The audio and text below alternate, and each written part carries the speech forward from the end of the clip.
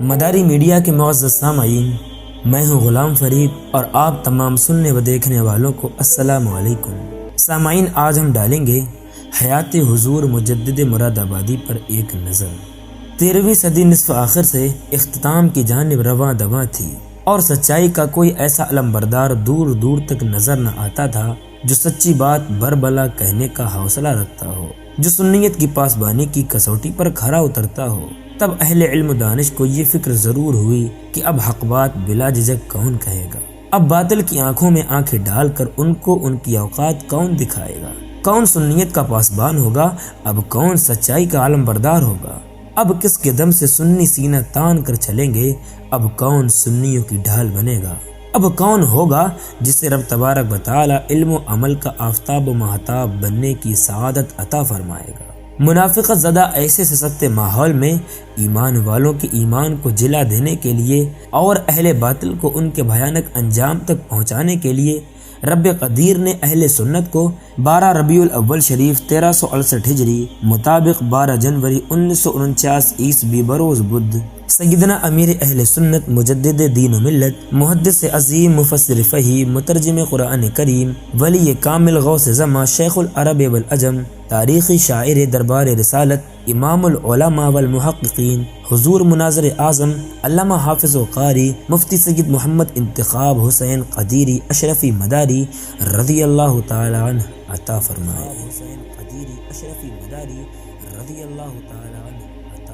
سامعین، حضور مجدد مراد آبادی علامہ انتخاب قدیری زندگی میں کبھی پوری رات نہیں سوئے۔ مقامی و بیرونی تقاریر و مواعظ کی وجہ سے شب بیداری اور پھر جو وقت ملتا وہ تصنیف و تالیف میں گزارتے۔ سفر میں عام طور پر 2 مشغلے رہتے، ایک تو تلاوت کلام پاک یا پھر نعت و مناقب گوئی۔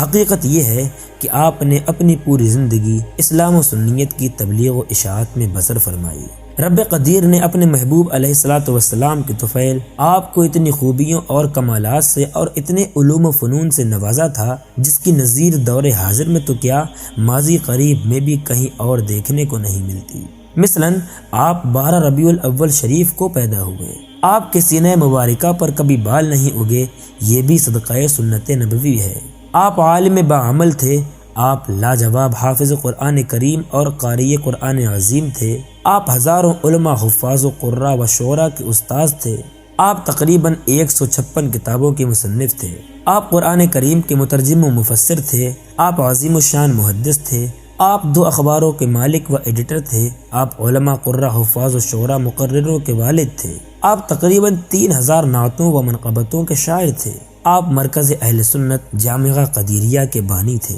آپ قدیری کمپیوٹر مرکز کے بانی تھے، آپ قدیری لیتھو پریس کے مالک تھے، آپ الجامعۃ القدیریہ پلی بھیت شریف کے صدر تھے، آپ بہترین آرٹسٹ تھے، آپ شاندار مترنم مایہ ناز مقرر تھے، آپ کو علماء ہند نے مناظر اعظم ہند اور علماء پاکستان نے مناظر اعظم پاکستان کا خطاب دیا، آپ سلسلہ عالیہ قادریہ، آپ سلسلہ عالیہ نعیمیہ اور سلسلہ عالیہ اشرفیہ اور سلسلہ عالیہ مداریہ کے خلیفہ مجاز تھے۔ آپ نے ہندوستان بھر میں 300 سے زائد مدارس قائم کروائے، آپ نے ہندوستان میں تقریباً 11 خانقاہوں کا قیام فرمایا، آپ آل انڈیا ریڈیو کی اردو سروس کے خطیب اور حیدرآباد ٹی وی کے شاعر تھے، آپ 10 لاکھ سے زائد مریدوں کے پیر تھے، آپ مرکزی اصلاحی جماعت اور مرکزی سنی جمعیت العلماء مالیگاؤں مہاراشٹرا و آل انڈیا جماعت اہل سنت کے بانی تھے، آپ تخت والی مسجد مراد آباد شریف کے اعزازی خطیب و امام و متولی تھے، آپ نے 32 سال مسلسل تراویح میں قرآن کریم سنایا، آپ 22 سال شیخ الحدیث کے منصب پر فائز رہے، آپ صاحب فکر و نظر مفتی تھے، آپ کتب خانہ قدیریہ رشیدیہ کے مالک تھے، آپ کو انتخاب العلماء والمشائخ کا خطاب ملا، آپ کو شیخ العرب والعجم کا خطاب ملا، آپ نے مٹی کا اکھاڑا کیا اور عظیم الشان پہلوان تھے، آپ فن سپاہ گیری کے ماہر تھے، آپ انجمن شان ملت کے بانی و سیکریٹری تھے، آپ عمارتی معاملات کے ماہر تھے، آپ مختلف اقسام کے کھانے بنانے میں ماہر تھے، آپ پیتل کارخانے کے مالک تھے، آپ کی اولاد اور آپ کے بھتیجے بھانجے آپ کی بہنیں آپ کی مرید ہیں، اور آپ کے سسر محترم حضرت خواجہ صوفی محمد آفاق چشتی صابری قدیری علیہ الرحمہ بھی آپ کے خلیفہ تھے۔ آپ کو وصال شریف کے لیے سیدنا امیر المؤمنین حضور مولا علی مشکل کشا رضی اللہ تعالی عنہ کی 21 رمضان مبارک نصیب ہوئی۔ بلا شک و شبہ آپ 15ویں صدی کے عظیم مجدد ہیں۔ سامعین، جب بد مذہبیت سر اٹھانے لگتی ہے، جب لوگ اسلام و سنیت کی راہوں سے بھٹک کر غلط راستے اختیار کرنا شروع کر دیتے ہیں، جب حقوق اللہ میں کاہلی پیدا ہونے لگتی ہے، جب اسلام کا لبادہ اوڑھ کر اسلام کے دشمن اہل اسلام میں گھس کر اسلام کو نقصان پہنچانے کی سیائی مذموم کرنے لگتے ہیں، تب ضرورت ہوتی ہے کہ کوئی مرد حق ہو جو اسلام و اہل اسلام کو ایسے منافقین و اسلام کے دشمنوں سے محفوظ کر سکے، کوئی ہو جو گمراہ ہونے والوں کو دین کا صحیح راستہ بتا سکے اور قرآن و حدیث و اقوال صلحاء کو عوام تک پہنچا کر انہیں گمراہیت کے تاریک وادیوں سے نکال سکے اور ملت اسلامیہ کو اپنے تجدیدی کارناموں سے بد مذہبوں سے محفوظ کر سکے۔ چنانچہ سیدنا اعلیٰ حضرت پیارے نبی مکی مدنی نے ارشاد فرمایا، جس کا ترجمہ یوں ہے، جس کی عبارت آپ اپنی اسکرین پر دیکھ سکتے ہیں، بے شک اللہ تعالیٰ بھیجتا ہے اس امت کے لیے ہر صدی کے سرے پر ایک مجدد بھیجتا ہے جو اپنے رب کے حکم کی تجدید کرتا ہے۔ سامعین، اس کی شرح فرماتے ہوئے حضرت علامہ بدر الدین ابدال رضی اللہ تعالیٰ عنہ اپنی کتاب میں ارشاد فرماتے ہیں، جس کی عبارت آپ اپنی اسکرین پر دیکھ رہے ہیں، جس کا ترجمہ یوں ہے کہ مجدد کی شناخت قرائن و احوال سے کی جائے اور دیکھا جائے کہ کیا اس کے علم نے نیا نفع پہنچایا، اور مجدد ہی ہوگا جو عالم ہوگا علوم دینیہ ظاہرہ و باطنہ کا، اور مددگار ہوگا سنت کا، اور ختم کرنے والا ہوگا بدعت کا۔ اور سامعین، علامہ امام جلال الدین سیوطی رضی اللہ عنہ فرماتے ہیں، جس کی عبارت آپ اپنی اسکرین پر دیکھ رہے ہیں، جس کا ترجمہ یوں ہے کہ اچھا یہ ہے کہ صدی کا مجدد وہ شخص ہو جو مشہور و معروف ہو اور امر دین میں جس کی طرف اشارہ کیا جاتا ہو۔ سامعین، حضور مناظر اعظم مجدد مراد آبادی رضی اللہ تعالیٰ عنہ کی زندگی ان سارے ارشادات کی عکاسی کرتی ہوئی نظر آتی ہے۔ جب ہندوستان میں وہابیت پسارنے کی کوشش کر رہی تھی تو حضور مجدد مراد آبادی نے اپنے قلم سے، اپنی زبان سے اور اپنے بازوؤں کی طاقت سے وہابیت کا بینڈ بجا دیا۔ جب وہابیت کے بانی اسماعیل دہلوی کے ایک خفیہ حمایتی نے سنیت کا لبادہ اوڑھ کر بھولے بھالے سنیوں کو بہکانے کی کوشش کی اور بڑی بڑی خانقاہوں کے بڑے بڑے علماء و مشائخ اس کے ڈھونگ کا شکار ہوتے چلے جا رہے تھے، اور اس اسماعیل دہلوی کے حمایتی نے مسلک امام اعظم ابو حنیفہ رضی اللہ تعالیٰ عنہ کے خلاف اپنا ایک نیا 5واں مسلک کھڑا کر دیا اور سنی مسلمانوں کو ورغلایا کہ مزار شریف کو چومنا منع ہے، مزار شریف پر ایک چادر چڑھاؤ وہ بھی پھولوں کی، مزار کو چومنا منع ہے، فجر کے بعد مسجد میں بآواز بلند سلام پڑھنا منع ہے، محفل میلاد میں ذکر شہادت منع ہے۔ تو حضور مجدد مراد آبادی نے دودھ کا دودھ اور پانی کا پانی کر کے رکھ دیا اور ساری دنیا کو بتا دیا کہ سنیت اور ہے اور 5واں مسلک اور ہے۔ جب ساری دنیا کے مسلمانوں کو غلط بیانی کا شکار کر کے جمعہ کی اذان ثانی کو داخل مسجد کے بجائے خارج مسجد جوتوں میں کرانے کی مہم چلائی جا رہی تھی، تو حضور مجدد مراد آبادی کے قلم کی شمشیر نے ان جھوٹوں کے جھوٹ کا سر قلم فرما دیا۔ جب سرکار شہید اعظم امام حسین شہید کربلا رضی اللہ تعالی عنہ کے سامان تشہیر تعزیہ شریف کو عالم و تخت کو ناجائز و حرام کہہ کر بغض اہل بیت کا اظہار کیا جا رہا تھا، تو حضور مجدد مراد آبادی نے ان دشمنان اہل بیت کو دن میں تارے دکھا دیے۔ جب کشمیر کی دھرتی پر کوئی سنیت کو جانتا پہچانتا نہ تھا، اس وقت کشمیر میں سنیت کا چراغ روشن کرنے والی ذات کا نام سید محمد انتخاب حسین قدیری ہے۔ جب گجرات کی دھرتی کو دوسرا دیوبند کہا جانے لگا تھا اور سنی علماء کا وہاں داخلہ تقریباً بند ہو چکا تھا، اس وقت حضور مجدد مراد آبادی نے گجرات کو وہابیت کی دلدل سے نکالا۔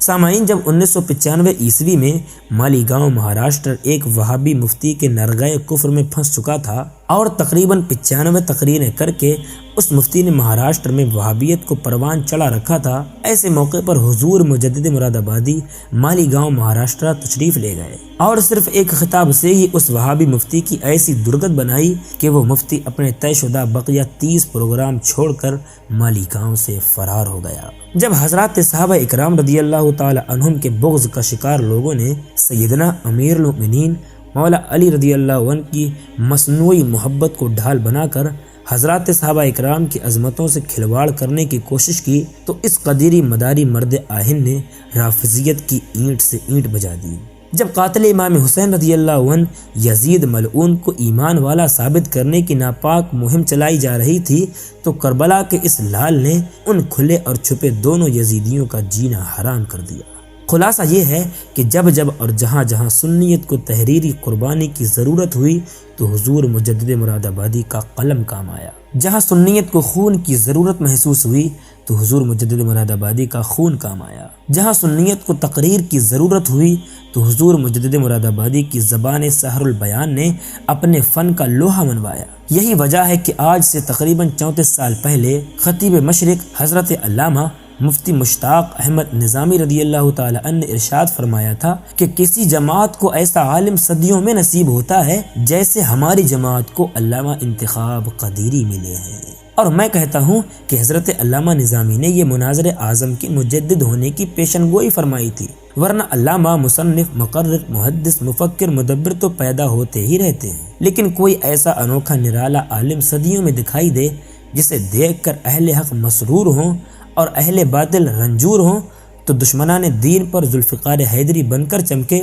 تو یہ اس کے مجدد ہونے کی علامت ہے۔ سامعین، یہ حضور مجدد مراد آبادی کی شان تجدید ہی تھی کہ آپ کی حیات ظاہری ہی میں حضرات علماء و مشائخ آپ کو مجدد فرمایا کرتے تھے۔ چنانچہ تاجدار ملنگا حضرت علامہ بابا معصوم علی شاہ ملنگ مدد اللہ العالی گدی نشین پنہار گوالیار آپ کو مجدد اعلیٰ فرمایا کرتے تھے، اور آپ کے پہلے عرس پاک کے موقع پر سیدنا تاج الشرفاء شیخ العرب والعجم مرشد محترم حضور قبلہ عالم علامہ الحاج شاہ سید محمد عبد الرشید میاں قبلہ دامت برکاتہم العالیہ والقدسیہ نبیر سیدنا حضور اللہ میاں رضی اللہ تعالی عنہ اور حضور سیدنا تاج الفقہا ولی کامل حضور سراج عالم حضرت علامہ الحاج شاہ سید محمد عبد الاحد میاں قبلہ دامت برکاتہم القدسیہ سجدہ نشین دربار سیدنا حضور اللہ میاں رضی اللہ تعالی عنہ نے آپ کو مجدد مراد آبادی فرمایا۔ سامعین، علامہ احتساب حسین قدیری صاحب آگے فرماتے ہیں، میں نے مختصر طور پر حضور دادا جان سیدنا مجدد دین و ملت حضور مناظر اعظم رضی اللہ تعالی عنہ کی حیات پاک پر روشنی ڈالنے کی کوشش کی ہے، ورنہ اس ذات گرامی کے ایک ایک خوبی کو اگر تفصیلی انداز میں بیان کیا جائے تو ہزاروں صفحات بھی کم پڑ جائیں۔ رب قدیر اس عظیم ہستی کے درجات کو بلند فرمائے اور حضور مجدد مراد آبادی اصلی خانقاہی سنیت کو عام کرنے کا جو مشن ہمیں عطا فرما کر گئے ہیں اس پر گامزن رہنے کی توفیق عطا فرمائے، آمین بجاہ سیدنا رحمت للعالمین علیہ الصلاۃ والتسلیم۔ سامعین، ہم نے آپ کو یہ تمام معلومات نبیر حضور مجدد مراد آبادی سید محمد احتساب حسین قدیری اشرفی مداری ولی عہد سجادہ نشین آستانہ عالیہ قدیریہ حضور مجدد مراد آبادی کی طرف سے پیش کی ہے۔ آپ تمام بھی اس عظیم ہستی کی اس نایاب معلومات کو صرف اپنے تک محدود نہ رکھیں بلکہ دوسروں کو بھی اس ذات سے روشناس کروائیں۔ ہم ملتے ہیں پھر کسی ویڈیو میں، تب تک کے لیے اللہ حافظ، تب تک کے لیے اللہ حافظ، تب تک کے لیے